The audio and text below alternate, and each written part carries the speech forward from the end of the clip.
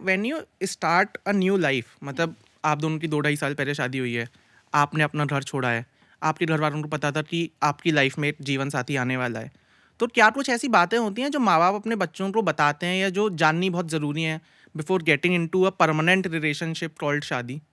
मेरे घर वालों ने ऐसा कुछ बातें की नहीं, बट हाँ, लड़के के लिए एक हमेशा से माँ बाप का ये होता है कि बेटा कर लोगे, ज़िंदगी आगे गुजारा बसारा कर लोगे, कमाते हो इतना, ज़िंदगी बसा लोगे। तो यही होता है मेन पॉइंट। क्योंकि जो लड़का आजकल ना बड़े क्वेश्चन आते हैं, मुझे भी बड़े इंस्टाग्राम वगैरह पे आ जाते हैं कि मेरा बॉयफ्रेंड कुछ कमाता नहीं है, शादी करूँ क्या?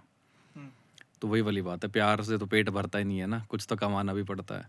तो ये लड़कों के लिए ज़िम्मेदारी ज़्यादा मायने रखती है कि ज़िम्मेदारी उठाने लायक है या नहीं। इसके अलावा सब चीज़ें हो जाती है। पहले तो शादी इसलिए भी होती थी ना कि थोड़ा आवारा घूमता सुधर जाएगा। हाँ, तो सोचो, तो कि कुछ ना आजकल कुछ तो कर ही रहेगा। कुछ थी कुकु हाँ, यही होता है। एंड शादी के लिए ना आप चाहे किसी से भी करो, लव करो या अरेंज करो, आप ये देखो कि आप उस इंसान के साथ एक कमरे में पूरी ज़िंदगी बिता सकते हो। लड़ाई होंगी, सबकी लड़ाई होंगी, तो प्यार के साथ ज़िंदगी बिताने के लिए नहीं बोल रही हूँ, सुकून के साथ ज़िंदगी बिताने के लिए बोल रही हूँ। क्योंकि लाइफ इज़ अनसर्टेन। कोई मौके आएंगे जब किसी एक की हेल्थ ख़राब होगी, कोई मौके आएंगे जब घर में फाइनेंशियल क्राइसिस होंगे, कोई मौके आएंगे जब इमोशनल ब्रेकडाउन बहुत ज़्यादा होगा। तो क्या एक दूसरे को एक सपोर्ट सिस्टम बन के, एक दूसरे का पिलर बन के, एक दूसरे का सहारा बन के एक दूसरे को संभाल सकते हो? और मुस्कुराहट के साथ। कंप्लेन नहीं करनी है कि तुमने मुझे इस सिचुएशन में डाल दिया या तुम्हारी वजह से मैं परेशान हूँ। दोनों को घर संभालना है फिर, दोनों की शादी है, दोनों को रिश्ता चलाना है।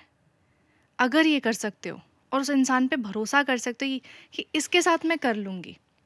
हम दोनों की पार्टनरशिप ऐसी होगी कि हम कुछ भी काम करें, चाहे घर में पौधे लगाने का करें, घर में ग्रोसरी लाने का करें, कुछ भी करें, मिलके करेंगे तो सब आसान हो जाएगा। क्योंकि ज़िंदगी तो मुश्किल होती है ना।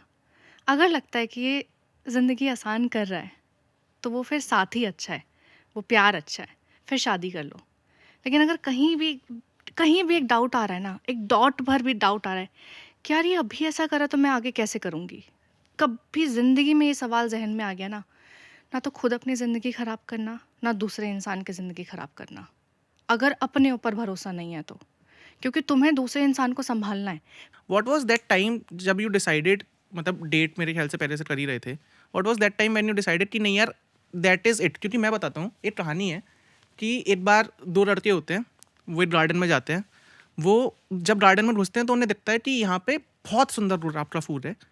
वो सोचते हैं कि अरे यार अभी तो गार्डन में घुसे ही हैं, इतनी जल्दी क्या उठाना, थोड़ा आगे चल के देख के आते हैं।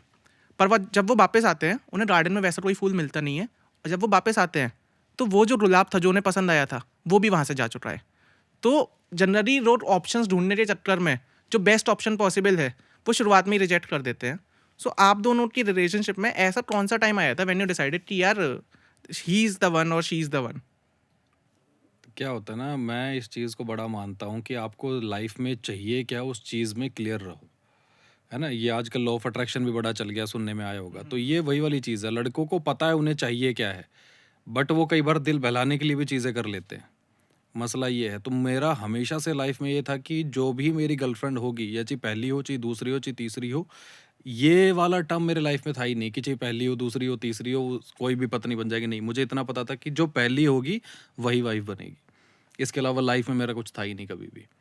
लड़की वो लाऊंगा जो मुझे समझे, मेरे ख्यालों को समझे, जो जानती हो कि मैं लिखता क्या हूँ, जो जानती हो कि मैं पहनता क्या हूँ, जो ये जानती हो कि मैं किस तरीके का इंसान हूँ।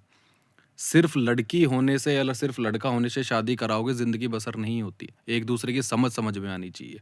तो हमेशा से यही था कि जहाँ से भी आए बस बम्बई से ना आए और मेरी समझ में आ जाए, इतनी ही हो।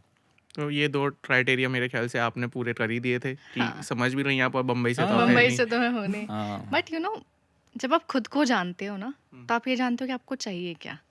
आपको फूल चाहिए या गुलाब चाहिए? बी वेरी क्लियर कि अगर फूल चाहिए तो फिर फूल तो कोई भी हो सकता है। तो अगर गुलाब चाहिए तो गुलाब ही चाहिए। फिर और क्लियर हो कि लाल चाहिए, पीला चाहिए, सफ़ेद चाहिए। जब तक आपको अपने मन में क्लैरिटी नहीं होगी कि आपको क्या पसंद है। अगर मैं शांत स्वभाव की इंसान हूँ तो मुझे शांत इंसान चाहिए होगा। अगर मैं एडवेंचरस हूँ तो मुझे एडवेंचरस चाहिए होगा। अगर मुझे कुकिंग का शौक है, रीडिंग का शौक है, राइटिंग का शौक है या मॉडलिंग का शौक है, एंटरटेनमेंट इंडस्ट्री का शौक है, तो मुझे सेम क्राइटेरिया का इंसान चाहिए होगा। पहले अपने आप को जानो कि आपको क्या चाहिए, आप क्या हो। क्योंकि जब आप अपने आप को जानोगे ना, तो आप दूसरे इंसान को फ़िल्टर कर पाओगे। एक चेकलिस्ट होती है ना कि भाई ये है, ये नहीं है। तो चेकलिस्ट ये मत बनाओ कि अमीर है, गरीब है, लंबा है, चौड़ा है, गोरा है, काला है। ये चेकलिस्ट नहीं होती है। समझता कैसा है, ओपिनियंस क्या हैं, हॉबीज़ क्या हैं, कैसा इंसान है, उसके व्यक्तित्व की चेकलिस्ट बनती है।